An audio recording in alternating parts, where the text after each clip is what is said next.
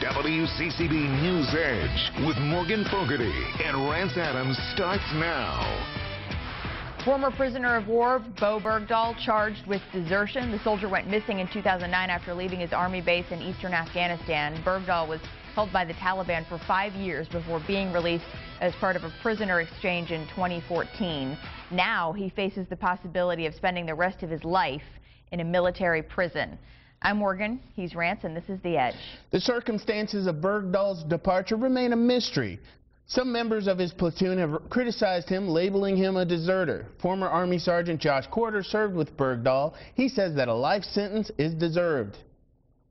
I don't think that he should get any kind of forgiveness for time served. I heard that at one point. They said that, well, maybe he's going to get forgiveness for 5 years for time served. In my opinion, that's kind of like his punishment for abandoning us in Afghanistan like he did. If they say that it's life in prison, then I really hope that he serves a sentence. Bergdahl now faces a military procedure similar to a grand jury deciding whether charges are appropriate. He could then face court-martial proceedings similar to a trial. Bergdahl is currently on active duty at an administrative job in Texas. He's not under arrest. He's not under any sort of restriction. His attorney is asking for the government to, in his words, stop leaking information that will prevent Bo Bergdahl from getting a fair trial. And it's interesting, we posted this question on Facebook, is military doing that? Should he be charged with desertion? And it's almost a unanimous yes. And some people have even added in murder charges as well for the people that might have died searching for him. I mean, and so when I was out earlier talking to people on the streets, it was just like, so should he be charged? Well, did he leave his post? Yes. That's all anybody. But that's the, yeah, I mean, and that's sort of the nut of this, that it is a mystery still in terms of there are two completely different stories that we're hearing. And I mean, really at this point, it's very difficult to determine exactly what happened and to pass judgment.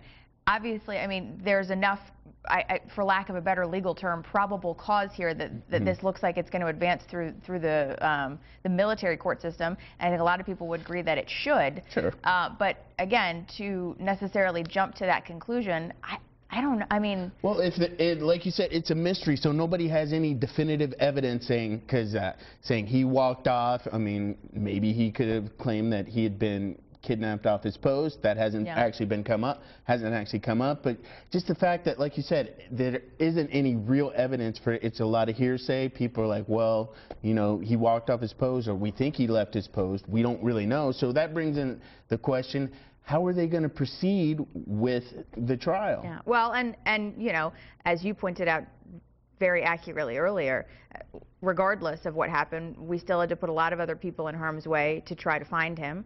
And then there was the exchange with the Taliban prisoner. And you know, people are still upset about that. Right. So a lot of legal analysts are saying that they do not foresee a lengthy sentence here, that they're seeing possibly there's a chance that he could plead to a lesser charge, which would reduce his sentence. Also the possibility that perhaps he might get a dishonorable discharge. He may lose his veteran benefits, things like that, but that it will be taken into consideration that he did spend 5 years as a prisoner of war, that will sort of be, again, for lack of a better term, applied toward his punishment. And I actually heard that as well when I was out. People were like, well, you know, he was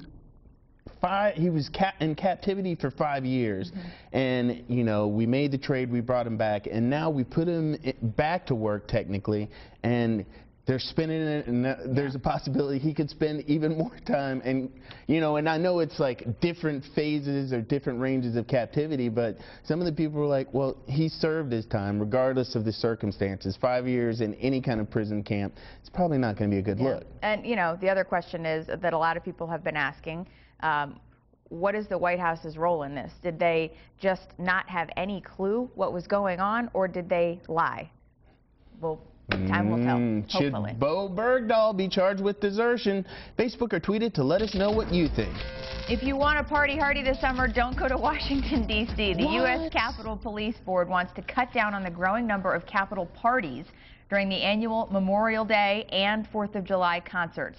In a letter to congressional leaders, the board says the parties are growing out of control and are potentially dangerous. I mean, these parties, I want to find these numbers that producer Krista gave us earlier.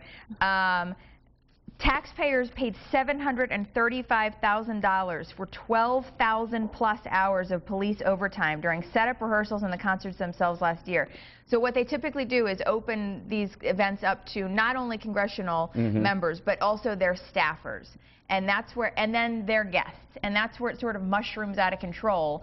And even security measures that they have in place typically year-round suddenly are a little bit more lax during the parties, simply because they can't keep track of everybody. They don't know who's actually part of the party, who's part of like this group. It kind of reminds you of They're allowed to bring in liquids in coolers. Yeah, but it reminds you of those high school parties. You know, you remember those, like, oh yeah, so-and-so's having a party, and it's only supposed to be like 5 people, and next thing you know, 100 people. It's crazy. Yeah. So, hey, those politicians, they know how to get down. Lots of other things happening tonight. Morgan, it's Edge on the Clock time.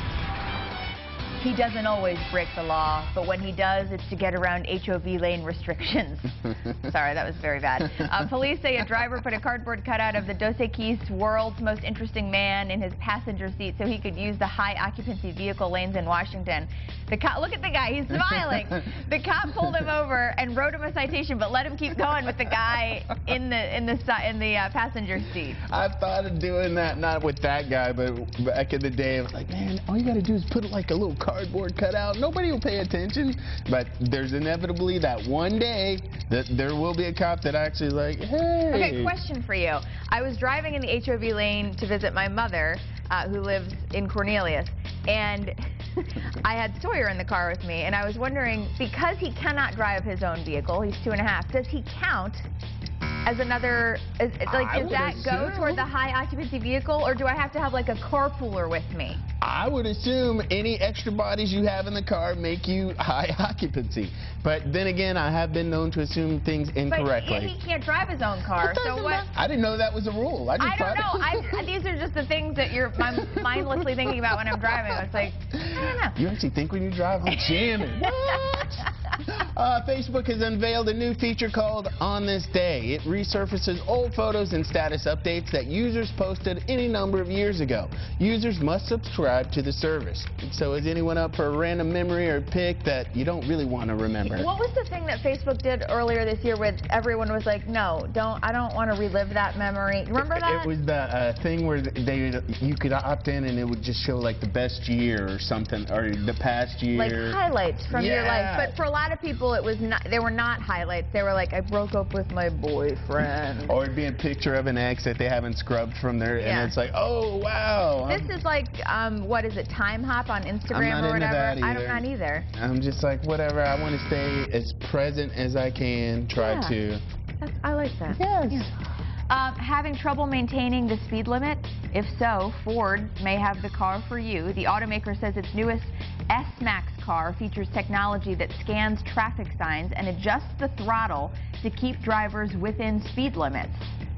So this might be a problem if you're a fan of the Fast and Furious. Yeah. Not only the movie, but the driving technique. Lead foot.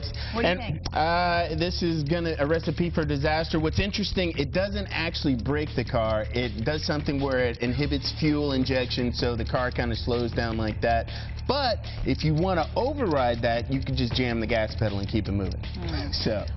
Wouldn't this be, though, I mean, maybe not in all circumstances, but in a lot of circumstances, it would be a good thing. Sure. Because it might not prevent you from hitting somebody, but at least reduce the speed enough that it would lessen the damage and the injuries. But what about school zones? You ride through a school zone that's closed, that's not open or not on, and it slows you down. You're like, what are you doing? Well, it's just this is just setting up for driverless cars, and I'm against that at this point. I would love that. I'm sure you would. Drink a cup of coffee, read a book. Maybe a long trip. Okay. Napping, which you could do with a driverless car, is not just for kindergartners. In fact, a new study says that a 45-minute nap can improve your memory. That's according to researchers in Germany who say snoozing during the day helps your brain hang on to what it's learned. All right, it's settled. Nap time at work. I love a nap. Napping is one of my guilty pleasures. On a weekend. During the weekend, yeah. Or if it's like a weekend and it's raining. Yeah. You know what I love to do? This is so weird. I like to make my bed and then lay on top of the bed for a nap. I'm with you. So that I feel like I'm accomplished, I am awake for the day, I am not sleeping, I am napping on a bed that has been made. But it's also, this study has said, not this particular one, but it said to like improve productivity. Because I remember so many of those internet startups that were like, oh, nap at your own leisure. And, you know, of course, most of them were hopped up on Red Bull for hours on it. So. We should have a nap hour here. Oh, yeah, right. Let me know how that works out. Up next, where's the Starbucks Race Together campaign now? A couple in Georgia posts an ad on Craigslist looking for people to work at a Django-themed party. This, really? Really?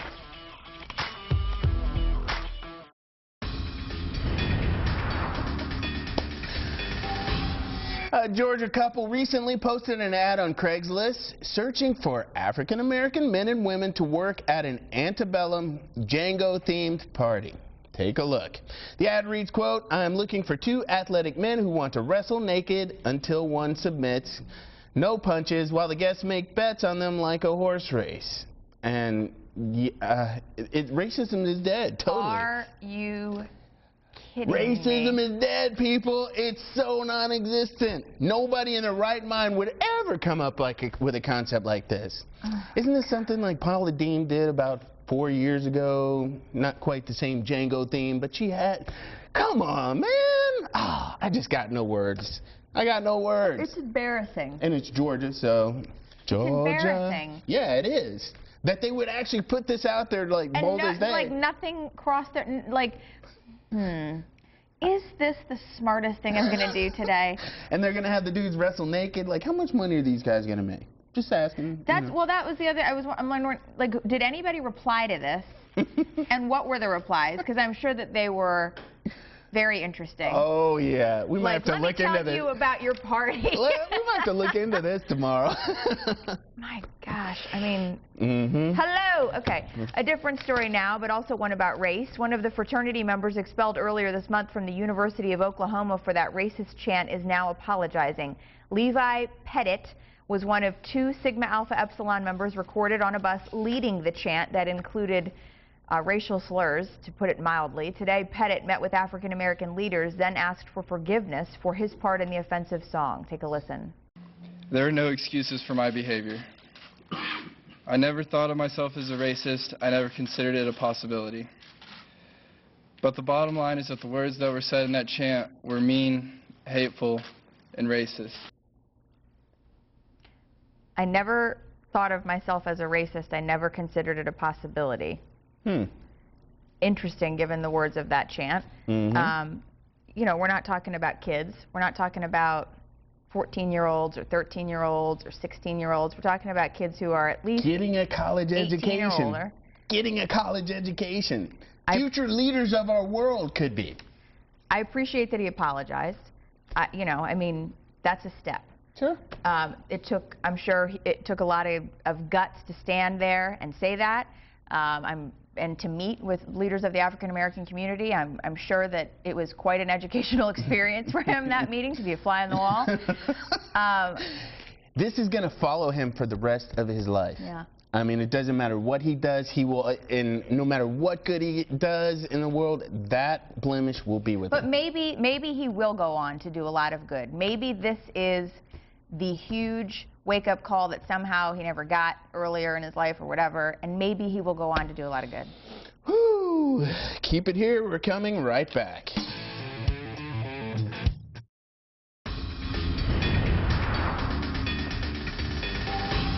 Sorry, Zaniacs, it's official. Zayn Malik is going off in a different direction. The British pop group One Direction released a statement on its Facebook page wishing Zayn well. The boy band is promising to continue as a foursome without Zayn. No! It's never gonna be the same. 1D, you were... This is the beginning. Look at what happened with NSYNC. He's the next Justin Timberlake. He's breaking off. He's going to become a breakout star. But the thing about Justin is he sang lead on more of the songs in it. I know. But Justin is incredibly talented. When the fans are threatening his girlfriends, calling her Yoko Ono, so there's a lot of animosity with this. Gosh, settle down. There's more Edge, including the forecast, when we come back. But right now, it's your last chance for today's headlines with WCCB News at 10 anchor Will Kennedy. A former York police officer charged with child abuse is out of jail after being given a $100,000 bond. The judge says Jeffrey Taylor cannot be around children under the age of 12 without supervision. CMPD has increased patrols in the area after a man exposed himself to a female victim at a public park on Shamrock Drive in East Charlotte. And it's all but official. Hornets assistant coach Mark Price will become the 10th head coach for the Charlotte 49ers. Reg has your last chance forecast coming up next.